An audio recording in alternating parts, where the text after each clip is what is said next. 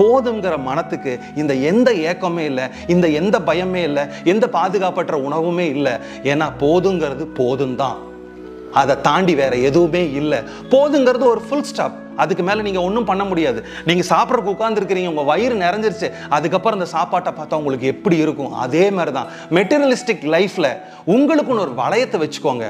நான் திரும்பவும் சொல்கிறேன், நிலை இல்லாத, அழிஞ்சு போகக்கூடிய, பாதுகாப்பு இல்லாத இந்த உலகத்தில் இங்கேயே நிரந்தரமாக 5000 வருஷம், 10,000 வருஷம், 15,000 வாழ்கிற மாதிரி நம்மளை சுற்றி பாதுகாப்பு பண்ணிக்கிறதும், நம்மளை சுற்றி பொருளை குவிக்கிறதும் இது ஒரு மடத்தனமான விஷயமா இருக்குது.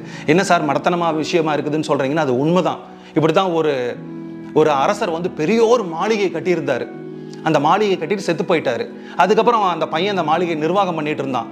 ஒரு பெரிய ஜென் துறவி வந்தார், அவரை இன்வைட் பண்ணியிருந்தார். இந்த ஜென் துறவி அந்த பையனோட, அந்த அரசரோட பையனோட அந்த மாளிகைகளெல்லாம் சுற்றி காமிச்சிட்டு இருந்தார். அந்த அந்த அந்த இளவரசர் வந்து ஜென் துறவிகிட்ட ரொம்ப பெருமையாக சொல்கிறாரு, இது எங்கள் பில்டிங், இது எங்களோட அரண்மனை, இது எங்களோட இது, அப்படி இப்படின்னு.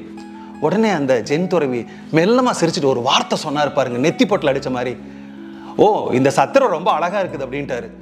வந்துச்சே இளவரசனுக்கு கோபம். ஏங்க, எங்கள் அப்பா வந்து இவ்வளோ அழகாக கட்டி வச்சிருக்காரு, நான் இவ்வளோ அழகாக மெயின்டைன் பண்ணிட்டு இருக்கிறேன், இந்த அரண்மனை, மாட மாளிகை, எவ்வளோ பார்க்கு, பூங்கா எப்படி இருக்கு, இதை பார்த்து சத்திரங்கிறீங்க, இப்பெல்லாம் பேசாதீங்க சாமி, எனக்கு ரொம்ப மனசு கஷ்டமா இருக்கு அப்படின்னு சொன்னீங்க.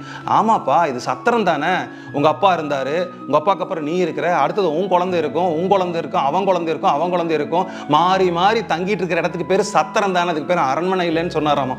பிரியமானவர்கள், இந்த விஷயத்தை நம்மளும் எடுத்துக்கணும். இப்போ நம்ம இருக்கிற வீடு இன்னும் கொஞ்ச நாள்ல உங்க மகனுக்கோ மகளுக்கோ இல்லைன்னா வேற யாருக்கோ எழுதி அவங்க வந்து வசிச்சுட்டு இருப்பாங்க. நீங்க யூஸ் பண்ணிட்டு இருக்கிற பொருட்கள் எல்லாம் போயிடும். நீங்க இறந்ததுக்கு அப்புறம் உங்க பொருட்களுக்காக சண்டை கூட போட்டுக்குவாங்க, உங்களை எல்லாருமே மறந்துடுவாங்க. வாழ்ற காலத்துல போதும் அப்படிங்கிற மனதில் ஒரு ஃபுல் ஸ்டாப் வைங்க. நீங்கள் ஆன்மீகத்துக்கு நெருங்கணும், தெய்வீகத்துக்கு நெருங்கணுங்கிறத தாண்டி நீங்கள் போதுங்கிற ஃபுல் ஸ்டாப் வைக்கும்போது உங்கள் மனது அமைதியாகும். சில பேர் பாருங்க, அமிர்தமே கொடுத்தா கூட சாப்பிட மாட்டாங்க.